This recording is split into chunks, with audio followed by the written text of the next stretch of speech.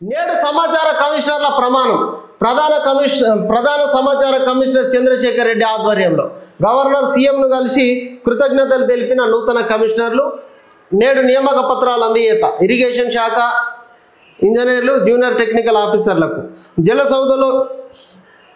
జలసౌదలో ఇవ్వనున్న సీఎం రేవంత్ రెడ్డి ఆర్థిక శాఖ ముఖ్య కార్యదర్శిగా సందీప్ కుమార్ సుల్తానియా పంచాయతీరాజ్ నుంచి ఆర్థిక శాఖ సెక్రటరీగా రాబోతా ఉన్నారు సందీప్ కుమార్ సుల్తానియా.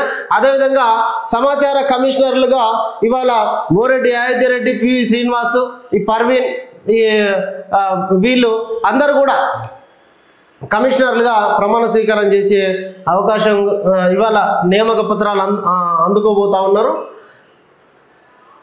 చీటింగ్ కేసులో శ్రావణ్ రావు అరెస్టు, ఆయన భార్య పైన కేసు నమోదు. ఇనుప ఖనిజం కొనుగోళ్ల విషయంలో అవకతవకలు 6.58 కోట్ల మోసాలకు పాల్పడినట్టు అఖండ ఎంటర్ప్రైజెస్ ఫిర్యాదు. 21 బుల్లెట్లు, 69 ఖాళీ కార్ట్రిడ్జ్లు సూర్యాపేట డిఎస్పీ పార్థసారథి ఇంట్లో లభ్యం. హైదరాబాద్లోని దత్తాత్రేయ నగర్లో ఏసీపీ సోదాలు, వాటిని చూసి అవాక్కైన అధికారులు. ఇక పోలీసు అయిన డిఎస్పీ ఇంట్లో ఇవన్నీ ఎందుకున్నాయి. ఇక విద్యార్థులకు స్మార్ట్ కార్డులు డెబిట్ కార్డు తరహాలో జారీ, వారి బ్యాంక్ అకౌంట్లలో కాస్మెటిక్ ఛార్జీలు, గురుకులాల్లో మెరుగైన సేవలకు ప్రణాళికలు. సిఎస్ రామకృష్ణారావు మంచి పని.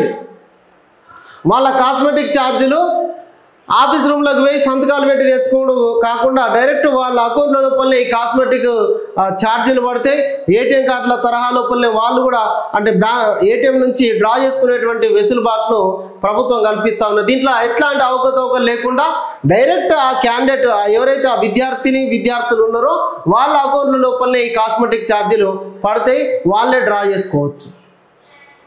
ఇక భవిష్యత్తులో అంతా కూడా మొత్తం కూడా టెక్నాలజీ మొత్తం కూడా ఈ కార్డులతో అవుతున్నది కాబట్టి వాళ్ళకి ఇప్పటి నుంచి అవగాహన కూడా కలిగేటువంటి అవకాశం ఉన్నది. ఇక ప్లాట్లకు పాస్బుక్లు అమ్మేసిన వారికి మళ్ళీ హక్కులు, రెవెన్యూ అధికారుల ఇష్టారాజ్యం, ఫిర్యాదులు చేసినా పట్టించుకొని వైనం. అగ్రికల్చర్ ల్యాండ్స్గా మళ్ళీ విక్రయాలు, రాజధాని శివారు మండలాల్లో చేతులు మారుతున్న భూములు, కోట్లలో లావాదేవీలు, రిజిస్ట్రేషన్లలో అవినీతి లీలలు. హైదరాబాద్ నగర శివారు ప్రాంతాల్లో కొందరు రెవెన్యూ అధికారులు ఇష్టారాజ్యంగా వ్యవహరిస్తున్నారు. ధరణి పోర్టల్ ROR 2020 లొసుగులను ఆధారంగా చేసుకొని పాత పట్టాదారుల పేర్లను తిరిగి రెవెన్యూ రికార్డులోకి ఎక్కించారు. దశాబ్దాల క్రితం అమ్మేసిన భూములకు మళ్ళీ పాస్బుక్లు జారీ చేసారు. చేతులు మారితే చట్టబద్ధత వస్తుందని దగ్గరని మరీ సక్సెషన్ చేయించారు. పైసా కూడా పెట్టుకొని ఫ్లాట్లు కొనుక్కున్న పేద మధ్యతరగతి ప్రజలను నిండా ఉంచారు. ఆ తర్వాత ఫ్లాట్ల యజమానులకు తెలియకుండానే పాత ఓనర్లు ఆ భూములను మళ్ళీ అగ్రికల్చర్ ల్యాండ్స్గా విక్రయిస్తున్నారు. ఫ్లాట్ల యజమానులు లిఖితపూర్వకంగా ఫిర్యాదు చేసినా రెవెన్యూ శాఖలో పట్టించుకునే వాళ్ళే కరువైపోయారు. ఇట్లా కోట్ల రూపాయలు చేతులు మారుతూ ఉంది.